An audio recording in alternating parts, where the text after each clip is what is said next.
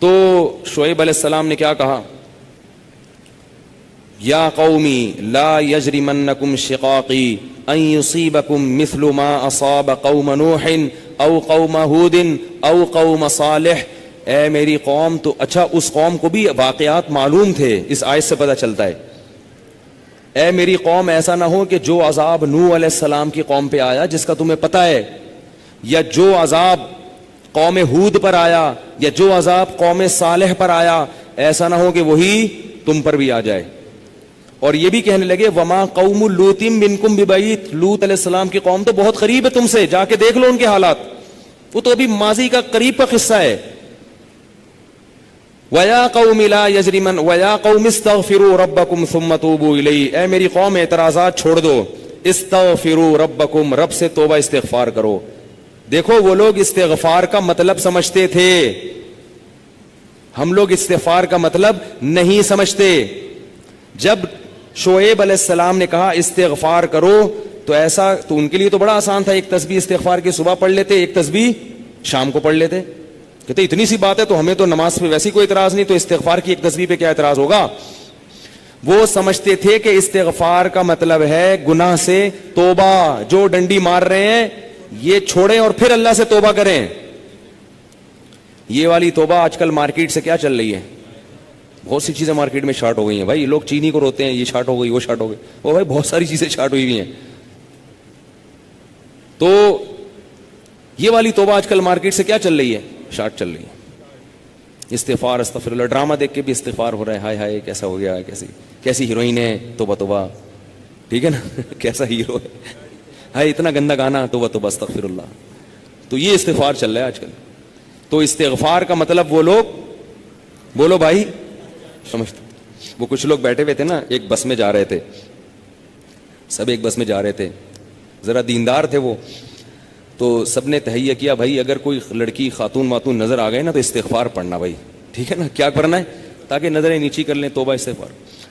تو جیسے ہی ایک نے پڑھا نا استغفار استغفر اللہ، تو سب نے کہا کہاں ہے کہاں ہے کہاں ہے سب نے کیا کہا، وہ لاشعوری طور پر نکل گیا نا کہ چلو استغفار کریں گے لیکن دیکھ تو لیں، بولے بتا یار کہاں ہے کہاں.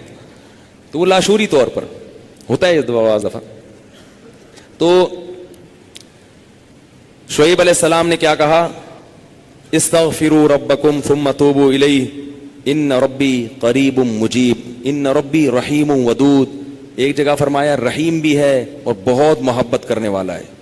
ودود محبت کی سپرلیٹو ڈگری ہے، بہت محبت کرے گا تم سے، بہت زیادہ محبت، اتنی محبت کہ اس کے لیے تم نے گناہ چھوڑ دیا بھائی، بہت محبت کرے گا.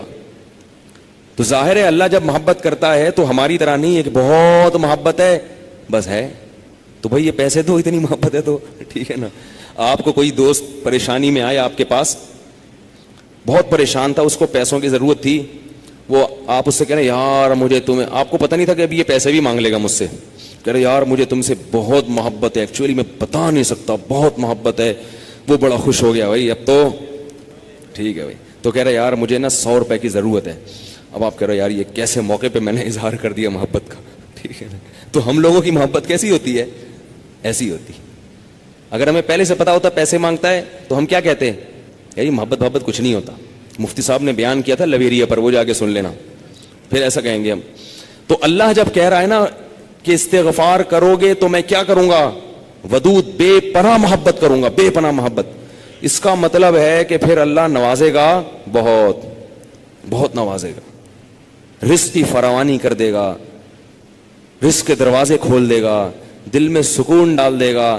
اگر پریشانی بھی آئے گی تو درجات کو بلند کرنے کے لیے، جیسے یعقوب علیہ السلام پر پریشانی آئی، جیسے یوسف علیہ السلام پر پریشانی آئی تاکہ مصر کا بادشاہ بنا دوں، پھر وہ پریشان کرنے کے لیے پریشان نہیں کرے گا، وہ پریشان کرے گا خوشی دینے کے لیے. آپ حیران ہو کہ خوشی دینے کے لیے بھی کوئی پریشانی ہوتی ہے، ہوتی ہے. حدیث میں آتا ہے کہ ایک بوڑھی عورت نے نبی صلی اللہ علیہ وسلم سے پوچھا کہ کیا بوڑھی عورتیں جنت میں جائیں، کیا میں جنت میں جاؤں گی؟ آپ نے فرمایا نہیں. ارے بھائی نبی کے منہ سے ایک عورت سن لے کہ میں جنت میں نہیں جاؤں گی، اس پہ کیا گزرے گی؟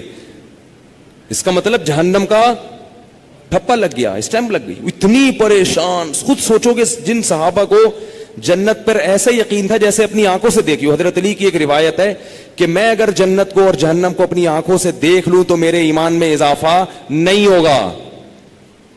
تو جن لوگوں کا ایمان ایسا ہو نبی پر ایک ایک بات پر, وہ نبی کے منہ سے سن لیں کہ میں جنت میں نہیں جاؤں گی, تو اس پہ قیامت نہیں آ گئی ہوگی. رونے لگی, پریشان ہو گئی, کچھ دیر میں نبی نے فرمایا کہ جاؤ گی جوان ہو کے.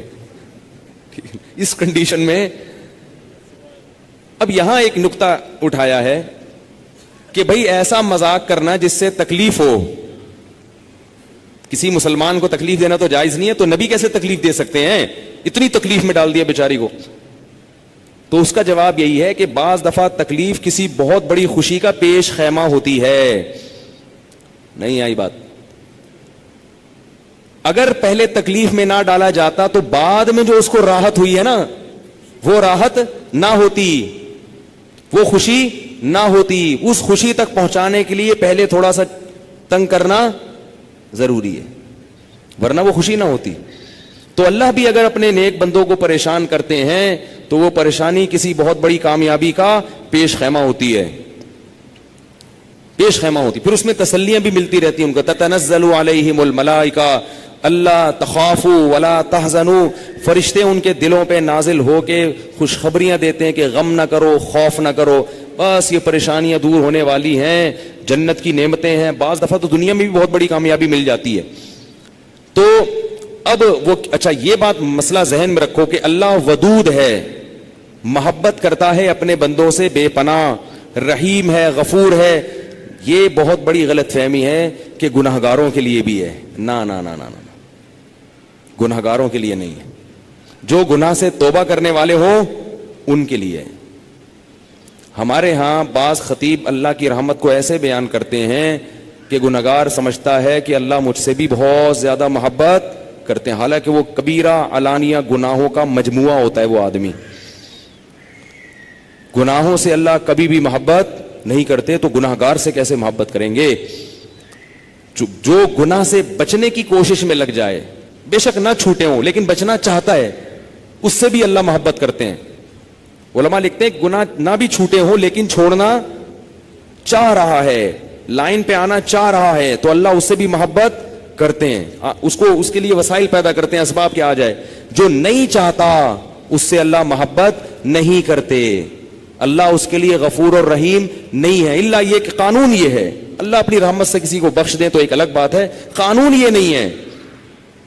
قانون یہ ہے کہ وہ کیا ہے, عزیز ذو انتقام, غالب ہے اور انتقام لینے والا ہے.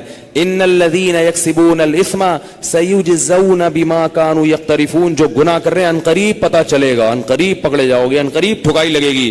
تو جس سے محبت ہوتی ہے اس سے ایسے باتیں کی جاتی ہیں.